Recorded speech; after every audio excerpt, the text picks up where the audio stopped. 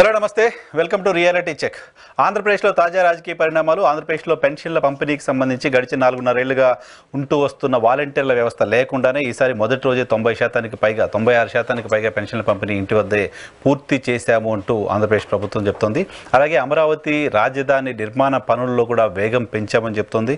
So రాజధాని CRDA పరిధిని కూడా పునరుద్ధరించారు. అమరావతిలో రాజధాని నిర్మాణానికి సంబంధించిన పనులపైన కూడా పూర్తి స్థాయిలో దృష్టి పెట్టినట్టుగా రాష్ట్ర ప్రభుత్వం చెప్తుంది. తాజా రాజకీయ పరిణామాలపై మనతో మాట్లాడడానికి వైఎస్ఆర్ కాంగ్రెస్ పార్టీ ఎమ్మెల్యే తాటిపర్తి చంద్రశేఖర్ గారు లైవ్లో జాయిన్ అవుతున్నారు. సార్ నమస్తే, వెల్కమ్ టు ఇహా. నమస్తే సార్.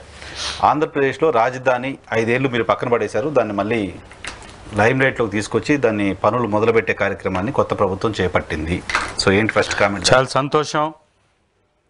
రాజధాని నిర్మాణానికి వారు అడుగులు వేస్తున్నారని ప్రజలకు చెప్తూ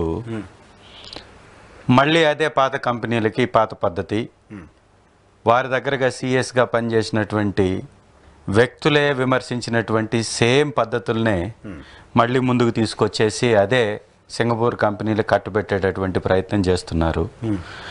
ప్రజలందరూ గుర్తుంచుకోవాలి, చంద్రబాబు నాయుడు గారు 2014 నుంచి 19 వరకు రాజధాని మీద చేసినటువంటి ప్రతి అంశం మీద ఆ రోజు ఉన్నటువంటి వారి దగ్గర పనిచేసిన నాయకులే వ్యతిరేకించారు. అదే విధానాలని మళ్ళీ ఇవాళ కూడా కంటిన్యూ చేస్తున్నారంటే మరొకసారి దోపిడీకి వారు ప్రయత్నం చేస్తున్నారనేది సుస్పష్టం. రెండవది, ఇవాళ అధికారులు వెళ్ళేసి ఆ ప్రాంతాన్ని సందర్శిస్తున్నటువంటి విధానాన్ని ఒకసారి కానీ చూస్తే పడవల్లో వెళ్ళేసి, చిన్నపాటి వర్షాలు కూడా మన దగ్గర పడలా, పడవల్లో వెళ్ళేసి వాటిని చూసి వస్తున్నారంటే, పరీక్షించి వస్తున్నారంటే ఆ ప్రాంతం ఎంత మునక ప్రాంతం, ఎంత ఆమోదం లేనటువంటి ప్రాంతం. అలాంటి ప్రాంతంలో మళ్ళీ నిర్మాణాలు చేపట్టడం అనేది ఇది నిజంగా రాష్ట్ర ప్రజలకు ఉపయోగపడేటటువంటి పనా కాదా ఒకసారి ప్రభుత్వం కూడా చెప్పాలి. కానీ అద్భుతంగానే ఉందని పడవలో వెళ్ళి చూసి వచ్చిన అధికారులు కూడా చాలా బాగుందని చెప్పినట్టుగా మీడియా రిపోర్ట్ చేస్తుంది కదా. తానా అంటే తందాన అనేటటువంటి బ్యాచ్లు కదా ఇవన్నీ. ప్రభుత్వం ఏం చెప్తే అది చెప్తారు వాళ్ళు అధికారులు. వారికే వారు సొంతంగా చెప్పేదేముంది. వాళ్ళ ఒక పత్రిక రాసింది, వారి మానస పుత్రిక ఈనాడు. 5 సంవత్సరాల తర్వాత కూడా అద్భుతంగా ఉన్నాయని ఆ నిర్మాణాలకు కితాబ్ ఇచ్చిందని IIT హైదరాబాద్ వారు పెద్ద పేపర్లో పెద్ద పెద్ద అక్షరాలతోటి ప్రచురించారు. కట్టింది 5 సంవత్సరాల ముందే. అద్భుతంగా ఉండేదేంటి? ఏదైనా నిర్మాణం అంటే 100 సంవత్సరాలు మినిమం గ్యారంటీ ఉండేటటువంటి నిర్మాణాలు ఉంటాయి. మరి 5 సంవత్సరాలు ఏమైపోతాయి? దానికి వీళ్ళు సందర్శించటము, మళ్ళీ దానికి కితాబ్ ఇవ్వడము, దాన్ని బాజా భజంత్రీలతోటి బ్యాండ్ మేళం బ్యాచ్ మోగించి ప్రచారం చేయడం, ఇవన్నీ ప్రజలకు ఉపయోగపడేది కాదు. సింపుల్గా ఒకసారి వైఎన్ఆర్ గారు మీరు గమనించినట్లయితే 2 నెలల కాలంలో రాష్ట్రం ఆర్థికంగా తిరోగమనంలోకి వెళ్ళిందని ఆర్థిక శాఖ వారు ఇచ్చినటువంటి డేటా చెప్తుంది. GSTలో -7% ఏపీ రాష్ట్రం నమోదు చేసింది. 3,580 కోట్లు గత సంవత్సరం జూలై నెలలో ఉంటే 249 కోట్లు తగ్గింది ఈ సంవత్సరం అదే నెలకి. అంటే చంద్రబాబు నాయుడు గారు సంపద కదా సృష్టించేది, మరి ఇలా తిరోగమనం ఎందుకు వెళ్తుంది? సృష్టించకపోగా నష్టం జరుగుతుంది ఇక్కడ. GSDP దేనికి సూచి? ఈ రాష్ట్రంలో జరుగుతున్నటువంటి పారిశ్రామిక వృద్ధికి, ప్రజల యొక్క పర్చేజింగ్ కెపాసిటీకి సూచిగా ఉంటుంది GST. మరి అది క్షీణించిపోతుంది అంటే ఆర్థికంగా వెనకబడిపోతుంది రాష్ట్రం అని. మరి తిరోగమనంలో వెళ్తున్నటువంటి రాష్ట్రానికి 1,00,000 కోట్లతోటి ఎవరికి ఉపయోగం లేకుండా, ఎవరు వెళ్ళడానికి వీలు లేకుండా పడవల్లో వెళ్ళేటటువంటి ప్రాంతాల్లో నిర్మాణాలు చేయడం అనేది శ్రేయస్కరమా కాదా? ఇది రాష్ట్ర ప్రజలకు వారు చెప్పాలి. అదంటే తవ్వున్నారు, పునాదుల కోసం నీళ్ళు ఉన్నాయేమో, దాన్ని ఇప్పుడు పడవలో పోయారు తర్వాత అవసరం. అసలు వర్షాలు పడ్డాయి మన దగ్గర, ఇవాళ పడవల్లో వెళ్ళడం ఏంటి అంటే ఎంత మునక గ్రామాలు అవి, ఎంత ముంపు ప్రాంతాలు అవి. అలాంటిది కట్టే నిర్మాణం దగ్గర మీరు కొంచెం లేపి నిర్మాణం చేయొచ్చు. మరి అక్కడికి రావాలి అంటే 1000 ఎకరాలని ఎంత మట్టితో నింపాలి, ఎక్కడి నుంచి తీసుకురావాలి, ఎలాంటి నిర్మాణాలు చేయాలి? మీరు ఇవాళ కూడా సార్ నిజంగా చాలా ఆశ్చర్యకరం అనిపిస్తుంది. ప్రజలు కూడా ఆలోచించాలి. చంద్రబాబు నాయుడు గారు ప్రతిసారి వారు మాటిచ్చి మాట దాట వేసి వెళ్ళిపోయినా మరొకసారి గెలిపిస్తారనేటటువంటి నమ్మకంతో మాట దాటేస్తూ ఉంటారు. ప్రజలు కూడా అది గుర్తించకుండా ఈసారి ఒకసారి ఇస్తాం, మళ్ళీ తీసేస్తాం, మళ్ళీ ఇంకోసారి వారికి మళ్ళీ నష్టం చేసిన వాళ్ళకి అధికారం ఇస్తామనే విధానం ఏదైతే ప్రజలు కూడా తీసుకుంటున్నారో దానివల్ల ఇలాంటి ప్రభుత్వాలు నిస్సిగ్గుగా ప్రజల్ని మోసం చేస్తూ వస్తున్నాయి. ఇవాళ మీరు ఒకసారి గమనించండి, రాష్ట్రానికి రాజధాని కావాలి, ఖచ్చితంగా అమరావతి అనేటటువంటి ప్రాంత ప్రజల యొక్క కళ. అక్కడ మేము కూడా 3 రాజధానిలో ఒక రాజధానిగా ఉండాలని అనుకున్నాం, ఇప్పుడు కూడా అనుకుంటున్నాం. మరి ఆ ప్రాంతాన్ని ఎంచుకుంటున్నటువంటి విధానాన్ని ఒకసారి కానీ మనం చూస్తే, మనం అసెంబ్లీలోకి వెళ్ళాలంటే ఏదో ఒక ఊరికి వెళ్ళినట్టు ఉంటుందండి. ఈరోజు కూడా అమరావతి అంటారు, అది అమరావతికి దగ్గర కాదు, ఇటు గుంటూరుకి దగ్గర కాదు, అటు విజయవాడకి దగ్గర కాదు. మెయిన్ రోడ్ నుంచి చిన్న ఇరుకు రోడ్లో దాదాపుగా 20 కిలోమీటర్లు ప్రయాణిస్తే ఆ సచివాలయం వస్తుంది. ఇప్పుడున్నటువంటి సచివాలయం కానీ అసెంబ్లీ కానీ ఉంటుంది అక్కడ. అది టెంపరవరీ అయినా కానీ నిర్మాణం చేయడానికి మీకు ఆ కొంచెం స్థలమే, కానీ దానికి అప్రోచ్ వెళ్ళడానికి ఎన్ని ఎకరాలు దాటుకొని వెళ్ళాలి, ఎంత దూరం ప్రయాణం చేయాలి, ఎంత డెవలప్మెంట్ జరగాలి. ఇంత చేసినటువంటి డెవలప్మెంట్ మనకు ఉపయోగకరంగా ఉండాలి. అది జరగట్లేదు అంటున్నాం. ప్రజలు కూడా ఆలోచించాలి. ఇవాళ వాళ్ళు తలపెడుతున్నటువంటి ఈ సింగపూర్ కంపెనీస్ తోటి భాగస్వామ్యంలో చేస్తున్నటువంటి ఈ ప్రాజెక్ట్ ఏదైతే ఉందో, దీని మీద సింగపూర్లోనే అవినీతి మరకలంటించుకున్నటువంటి మంత్రిని తొలగించేశారు. ఇది ఏపీతో సంబంధం ఉన్నటువంటి మంత్రి ఈశ్వరన్ గారు. ఏపీ ప్రాజెక్టుల్లో తను కూడా ఒక భాగస్వామిగా ఉన్నటువంటి వ్యక్తి. అలాంటి అవినీతి భాగోతాన్ని మళ్ళీ కంటిన్యూ చేయాలి అంటే ఈ రాష్ట్ర ప్రజల నెత్తిన శటకోపం పెట్టడం అనేది తప్ప ఇంకోటి కానే కాదు. సో ఇలాంటి ప్రభుత్వం మనుగడ సాధించదు సార్. రాష్ట్రంలో వచ్చిన 2 నెలల్లోనే 15% ఉన్నటువంటి జిఎస్డిపి -7%కి వెళ్ళిందంటే ఈ ప్రభుత్వం ప్రజల గురించి ఆలోచించట్లా. ఎంతకాడికి వైఎస్ఆర్ కాంగ్రెస్ పార్టీ వాళ్ళని కొట్టాలి, జైళ్ళలో పెట్టాలి, లేదా ఆర్థిక వనరులు ఏమన్నా ఉంటే వాటిని కొల్లగొట్టేయాలి, వారి మీద ఒక దుష్ప్రచారం చేయాలి, వారిని తిరగకుండా చేయాలి, ఇసుకను దోచేసుకోవాలి అడ్డగోలుగా, ఎవరన్నా అధికారులు అడ్డం పడితే వారిని దాడి చేయాలి వారిపైన. ఇవాళ పలమనేరులో చూడండి, నిన్న ఇవాళ పేపర్లో కూడా వచ్చింది, అక్రమ ఇసుక ట్రాక్టర్ను పట్టుకుంటే పోలీస్ స్టేషన్ మీద దాడి చేయడానికి వెళ్ళారు చిత్తూరు జిల్లాలో. అవును, డంపుల్లో చాలా చోట్ల ఇసుక మాయమైపోయింది అనేది కూడా కథనాలు చూస్తున్నాం. ప్రకాశం జిల్లాలో మా సబ్ కలెక్టర్ గారు మార్కాపురం డివిజను నాకు సంబంధించిన ఎర్రగొండపాలెంలో అక్రమ రైస్ తరలింపులు జరుగుతున్నాయని వారు ఎంక్వైరీకి పోతే తెలుగుదేశం నాయకులు అడ్డుకున్నారు వారిని. అంటే నిన్న ఎంక్వైరీ చేయొద్దనే, అసలు ఈ టైంలో రావడం ఏంటి అని, గోడౌన్ల దగ్గరికి మీరు ఎలా వస్తారు అని. మీరు బహుశా ఫాలో అవ్వలేదేమో. ఒక కలెక్టర్కే రక్షణ లేకపోతే, ఒక ఐఏఎస్ ఆఫీసర్కి రక్షణ లేకపోతే, ఒక పోలీస్ స్టేషన్కి రక్షణ లేకపోతే, రాత్రిపూట రోడ్డు మీదకి వచ్చి పోలీసుల్ని పిడిగుద్దులతోటి గుద్ది బాక్సింగులు చేస్తూ ఉంటే సామాన్య ప్రజల పరిస్థితి ఏంటి? సో ఇప్పుడు ఏంటి, శాండ్కి సంబంధించి ఏంటి, శాండ్ నిజంగానే దోపిడీ జరుగుతుందా? శాండ్ ఇప్పుడు అసలు డంపులో ఉన్న శాండ్ తీసుకెళ్ళడానికి సంబంధించిన విధానం ఏంటి? చాలా మాయమైపోయింది అని చెప్తున్నారు. గతంలో ఒక మంచి విధానంతో మా ప్రభుత్వం ఇసుకని కంట్రోల్ చేసింది, ప్రజలకు అందించింది. ఇసుక రీచ్లో తవ్వుకోవడానికి ఒక లిమిటేషన్ పెట్టి, తవ్వినటువంటి ఇసుకని తరలించటానికి ఒక డంప్ యార్డులను ఏర్పాటు చేసి, తవ్వినటువంటి ఇసుకకి టన్నుకి 375 రూపాయలు పే చేసే విధంగా మేము ఒక విధానాన్ని తీసుకొచ్చాం. వీరు ఉచితం అన్నారు. వర్షాకాలం వస్తుంది, వర్షాకాలం ఇసుక అందుబాటులో ఉండాలి ప్రజలకి, లేకపోతే మళ్ళీ వినియోగదారులకు ఇబ్బంది జరుగుతుంది అని ఆపేసి అక్కడి నుంచి తీసుకొచ్చి తరలిచ్చేసి డంప్ యార్డుల్లో 70 లక్షల టన్నుల శాండ్ని అవైలబుల్గా పెట్టాం. అది మేము ఇచ్చినటువంటి, మా ప్రభుత్వం ఇచ్చినటువంటి గణాంకాల్లో చాలా క్లియర్గా పొందుపరచబడి ఉంది. అదే ఈ ప్రభుత్వం వచ్చిన తర్వాత వారు మొన్న రిలీజ్ చేసినటువంటి వారి దగ్గర ఉన్న స్టాక్ యార్డుల్లో ఇసుకను చూపిస్తూ 35 లక్షల నుంచి 40 లక్షల టన్నులు అన్నారు. అంటే మిగిలింది దాదాపు అంతా కూడా వారి నాయకులు కొట్టేశారు ఈ 2 మంత్స్లోనే. విత్ ఇన్ 1.5 మంత్లోనే కొట్టేశారు. ఇప్పుడు ఏకంగా రీచ్ల మీద పడ్డారు. రీచ్ల్లో తవ్వేటటువంటి వ్యక్తికి కాంట్రాక్ట్ ఉండదు, తరలించేటటువంటి బండికి వేబుల్స్ ఉండవు, ఎక్కడి నుంచి తరలిస్తున్న పోలీసులు అడ్డుకోరు, అడ్డుకున్నటువంటి పోలీసుల మీద దాడి చేస్తారు, ఉచితంగా ఇసుకని తెలుగుదేశం వాళ్ళు కొట్టేస్తారు, దాన్ని 4-5 రెట్లకి ప్రజలకు అమ్ముకుంటారు. ఇదే ఉచిత విధానం వాళ్ళ యొక్క పాలసీ. దీన్ని ఉచితం అని చెప్పుకుంటున్నారు వాళ్ళు. Okay okay. నేను చంద్రబాబు నాయుడు గారు శ్రీశైలం అక్కడ పర్యటన చేశారు. అక్కడ కూడా ప్రజలతో సమావేశమైన సందర్భంగా ఆయన చెప్తున్న మాట 6 గ్యారెంటీలు ఇవ్వాలని ఉంది, కానీ మొత్తం ఖాళీ చేసి పెట్టారు ఖజానా అని చెప్పి మాట్లాడుతున్నారు. అసెంబ్లీలో మాట్లాడింది ఒకటి, తాజాగా బహిరంగ సభల్లో కూడా మాట్లాడే ప్రయత్నం ప్రజల దగ్గరికి వెళ్ళినప్పుడు కూడా చేస్తున్నారు. అమ్మకు వందనానికి పంగనామం పెట్టేశారు.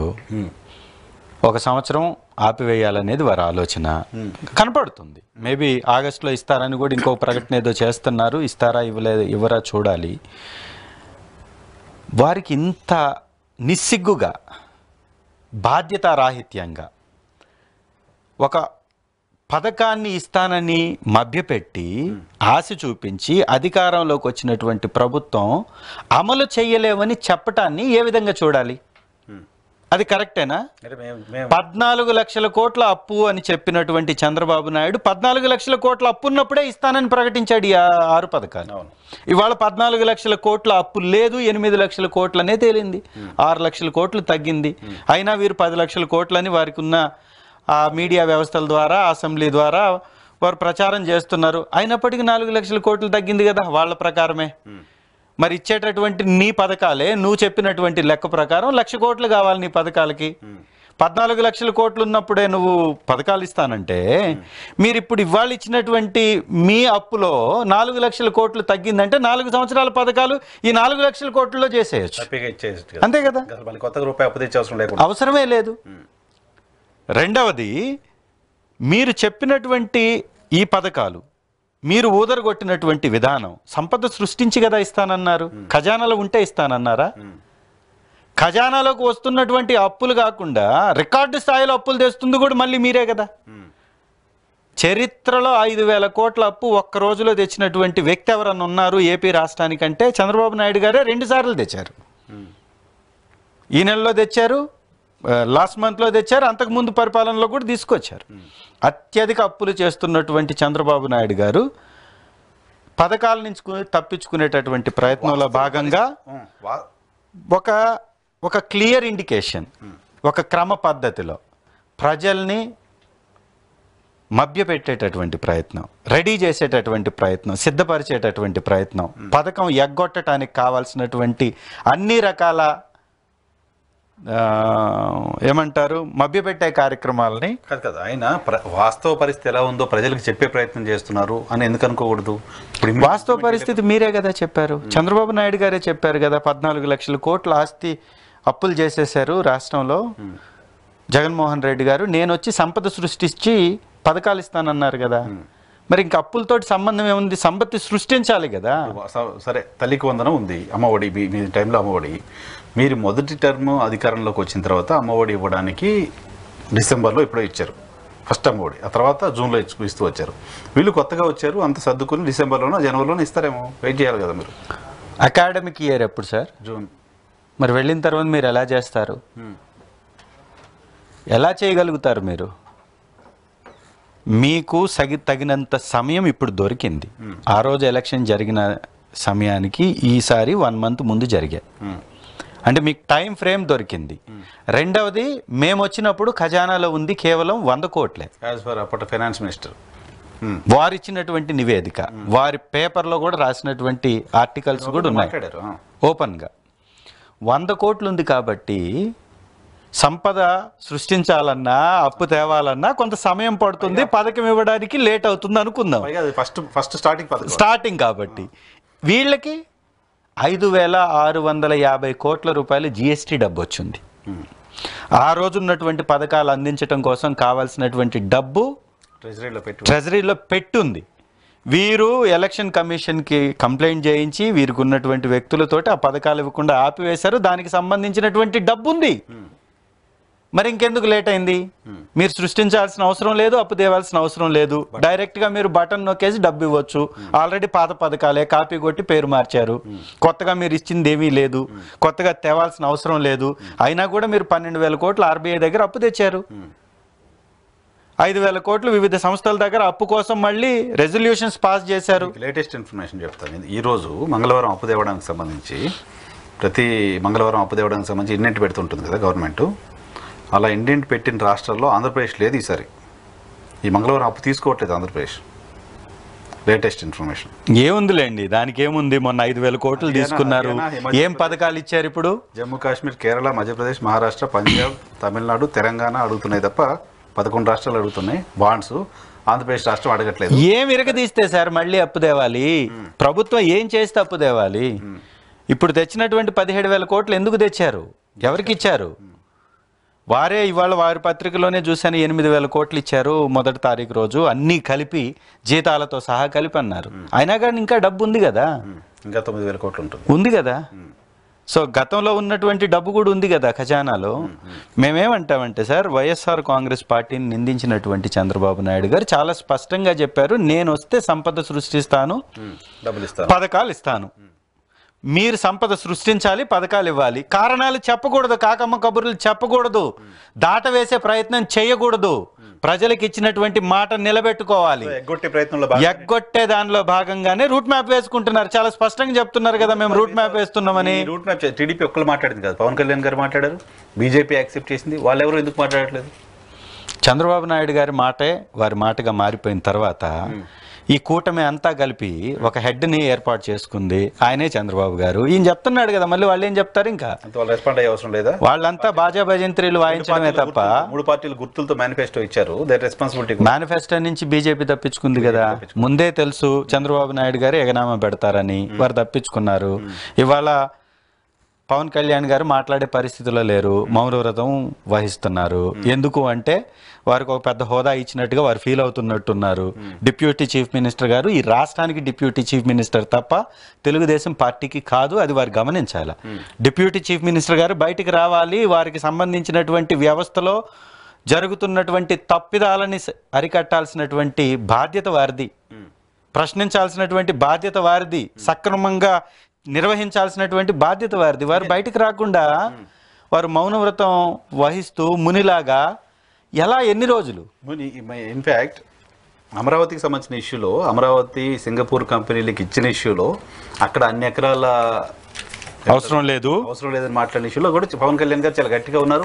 రైతుల దగ్గరికి వెళ్ళారు, మాట్లాడారు. ఇప్పుడు కూడా ఆ ఇష్యూ పైన ఆయన మాట్లాడట్లేదు. సో వైసీపీ స్టాండ్ ఏంటి పవన్ కళ్యాణ్ గారి, పర్టికులర్ జనసేన పార్టీకి ఈ ఇష్యూలో? సార్, వైసీపీకి వైఎస్ఆర్ కాంగ్రెస్ పార్టీకి ప్రత్యేకించి జనసేన మీద ఒక స్టాండ్ అంటే ఏమి ఉండదండి. ఈ రాష్ట్ర ప్రయోజనాలే మా స్టాండ్. 1691 ఎకరాల భూమిని సింగపూర్ కంపెనీలకు కట్టబెట్టడానికి వీరు పన్నాగం బన్నుతున్నారు. 58% వాటా వారికి ఇవ్వాలి అనేది వీరి ఉద్దేశం.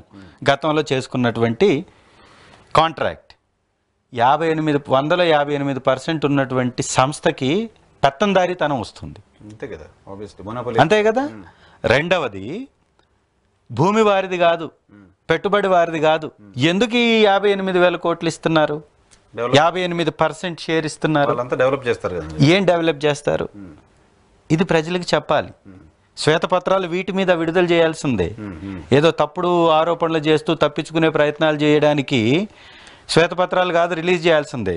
గవర్నమెంట్ రిలీజ్ చేయాల్సింది ప్రజలకు ఉన్నటువంటి అనుమానాలని నివృత్తి చేయడానికి. 1691 ఎకరాల అత్యంత ఖరీదైనటువంటి భూమిని సింగపూర్ కంపెనీలకి తాకట్టు పెట్టి 58% ఎందుకు వారికి షేర్ ఇస్తున్నారో, ఖర్చు ప్రభుత్వానిదైనప్పుడు, భూమి మనదైనప్పుడు వారికి ఇంత షేర్ ఎందుకు ఇస్తున్నారో, ఎంత డెవలప్మెంట్ జరగబోతుందో దీనికి సంబంధించిన శ్వేతపత్రం విడుదల చేయాలి వాళ్ళు. ఓకే, మీరు అది డిమాండ్ చేస్తున్నారు. ఇంకొక ఇష్యూ, ప్రధానమైన ఇష్యూ ఆంధ్రప్రదేశ్కి సంబంధించి గడిచిన ఎన్నికల ముందు చాలా పెద్ద చర్చకు దారితీసిన ఇష్యూ. ఆంధ్రప్రదేశ్లో 30,000 మందికి పైగా మహిళలు మిస్ అయ్యారు అని పవన్ కళ్యాణ్ గారు మాట్లాడాడు. చాలామంది మాట్లాడారు కూడా అదే ఇష్యూని. కేంద్ర ప్రభుత్వం, కేంద్ర హోంశాఖ 640 మంది ఎంతో మాత్రమే మిస్ అయ్యారు, మిగతా వాళ్ళకి సంబంధించినంత ట్రేస్ అయ్యారు అన్నారు. సో దీనిపైన కూడా కూటమి వైపు నుంచి రెస్పాన్స్ లేదు. కూటమి వైపు నుంచి దేని వైపు నుంచి రెస్పాన్స్ ఉంది సార్?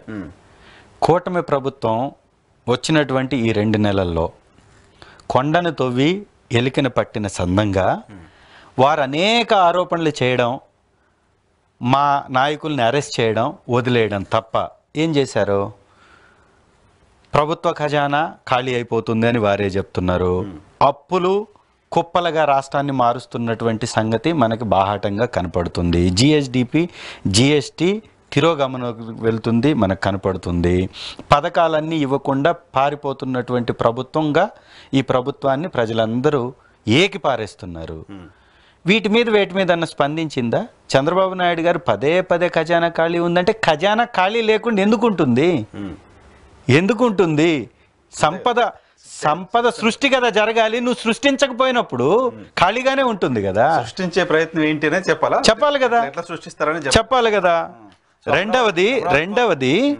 రెండవది మద్యం మీద కూడా, మద్యం పాలసీ కూడా మద్యం మీద కూడా వారేదో చెప్పుకొచ్చారు, క్వాలిటీ మద్యాన్ని ఇస్తాము, మంచి మద్యాన్ని తక్కువ ధరకి ఇస్తాము. ఇవన్నీ సార్ మద్యం విధానం ఏంటో మీరు సక్రమంగా చెప్పట్లేదు.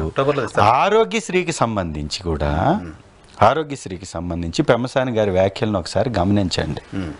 ఆయుష్మాన్ భారత్ మీద ఆధారపడి మాత్రమే చేస్తామంటున్నారు. అంటే ఏంటి సార్ మీ ఉద్దేశం? ప్రజల యొక్క ఆరోగ్యం మీకు అక్కర్లేదా?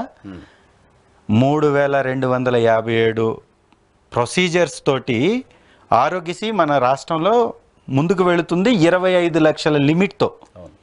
ఆయుష్మాన్ భారత్ కంపేర్ చేస్తే 5 లక్షల లిమిట్తో 1900 ప్రొసీజర్స్, పైగా అది దాదాపు 1300 ప్రొసీజర్స్ తక్కువ, 5 లక్షల రూపాయల లిమిట్తో మాత్రమే 60 లక్షల మందికి మాత్రమే ఆయుష్మాన్ భారత్ వర్తిస్తుంది.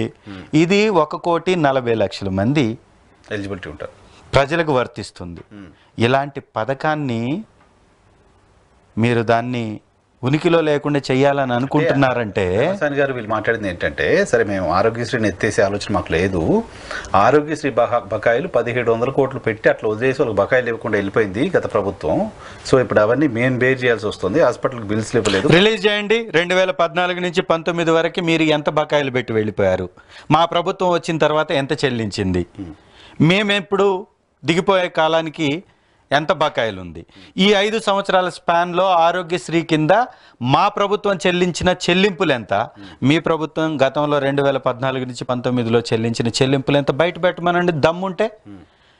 1000 ప్రొసీడింగ్స్తో నడిచినటువంటి ఆ రోజు ఆరోగ్యశ్రీకి 3200 ప్రొసీడింగ్స్తో నడిపినటువంటి మా ప్రభుత్వానికి సంబంధం ఉందా? కంపారిజన్ ఉందా?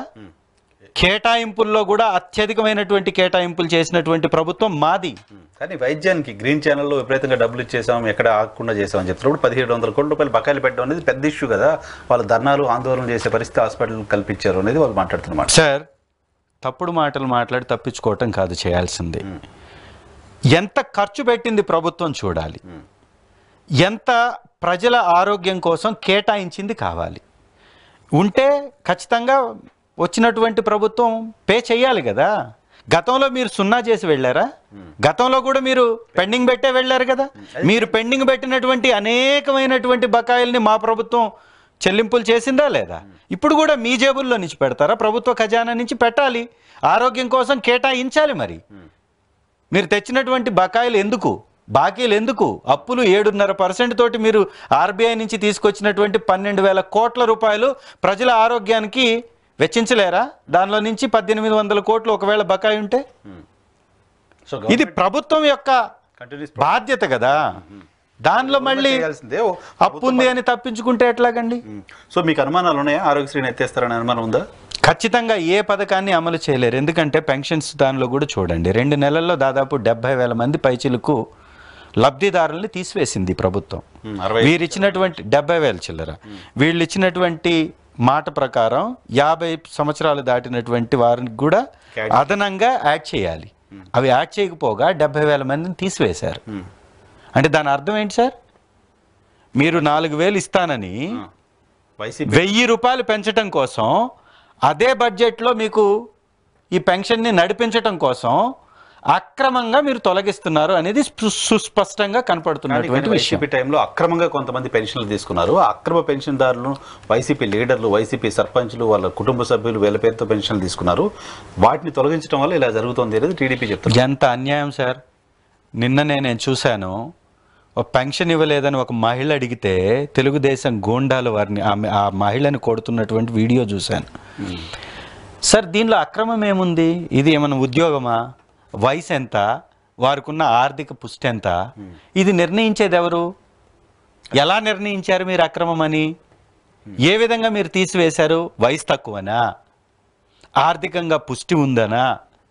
మరి గతంలో 5 సంవత్సరాలు తీసుకోవడానికి ఏ విధానాలు ఉన్నాయో ఆ విధానాలను ఏమన్నా మీరు మార్చారా? మరి అప్పుడు అర్హత కలిగినటువంటి వ్యక్తులు ఇప్పుడు ఎందుకు అర్హత కోల్పోతారు? అక్రమం అంటే వారి ఉద్దేశంలో ఏంటంటే తెలుగుదేశం పార్టీకి ఓటు వేయకపోవడం. అర్హత అంటే వారి ఉద్దేశం తెలుగుదేశం పార్టీకి ఓటు వేయడం. ఇది తప్ప ఇంకోటి కానే కాదు.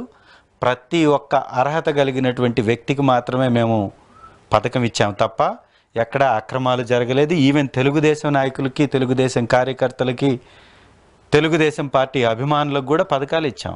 ప్రభుత్వం అంటే ప్రజల కోసం, పార్టీ కోసం కాదు. ఇప్పుడు తగ్గుతున్న పెన్షన్లని వైసీపీ వాళ్ళకి సంబంధించిన వాళ్ళు తీసేస్తున్నారు అన్నది. వైసీపీ వాళ్ళు అక్రమంగా తీసుకుని తీసేస్తామని వాళ్ళు చెప్తున్నారు. అక్రమంగా ఎలా అనేది మీరు మాట్లాడుతున్నారు. అక్రమంగా పంచుతున్నటువంటి తెలుగుదేశం సక్రమంగా ఎందుకు చేస్తా సార్? అవును, ఒక చోటకి వెళ్ళి ఇన్ఛార్జ్ పంచుతాడు, ఇంకొక చోటకి వెళ్ళి నాగబాబు గారు పంచుతారు. ఏంటి సార్ ఇది? ఎవరి డబ్బు? ప్రభుత్వం డబ్బు ఎవరు పంచాలి? అధికారి చేతిలో ఉండాల్సినటువంటి పథకం, ప్రభుత్వం చేయాల్సినటువంటి పనిని రాజకీయ నాయకుడు ఎలా చేస్తాడు సార్? అదే గొప్పలాగా నాయకుల్ని వారు ప్రోత్సహిస్తున్నటువంటి విధానం. మీరేమో మీ కార్యకర్తలకు వాలంటీర్లను పేరు పెట్టి పంచారు, వాళ్ళేమో నేరుగా నాయకులు. సార్ వారు ఉద్యోగస్తులు కదా వాలంటీర్లు. ఎంత దుర్మార్గం! దీని మీద ప్రచారం చేయడంలో కూడా నిజంగా ఆలోచన ఉండాలి. ఒకవేళ వాళ్ళు మా కార్యకర్తలు అయితే 10,000 ఎందుకు ఇస్తానన్నావు నువ్వు? మీరే కదా 10,000 ఇస్తానన్నారు. వాలంటీర్ విధానం బ్రహ్మాండంగా ఉందని నరేంద్ర మోడీ గారు పొగిడారు. వాలంటీర్ విధానాన్ని మేము కొనసాగిస్తామని చంద్రబాబు నాయుడు గారు చెప్పారు. 10,000 ఇస్తానని ప్రతి ఒక్క నాయకుడు ఊదరగొట్టాడు. మరి వైఎస్ఆర్ కాంగ్రెస్ కార్యకర్తలు అయితే మీరు ఎందుకు ఇస్తానన్నారు?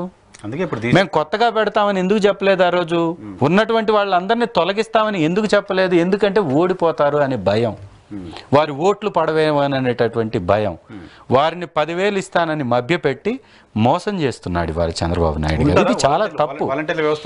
ఖచ్చితంగా ఉండాలి, ఉంటేనే మంచిది. ఎందుకంటే 100% వీళ్ళు తీసేసేటటువంటి ప్రయత్నంలో భాగంగానే మేము వాళ్ళు లేకుండానే మేము 97% ఇచ్చాం అని చెప్తున్నారు. ఎంత దుర్మార్గం సార్! పెన్షన్స్ అందరిని ఒక చోటకు పిలిచిస్తున్నారు.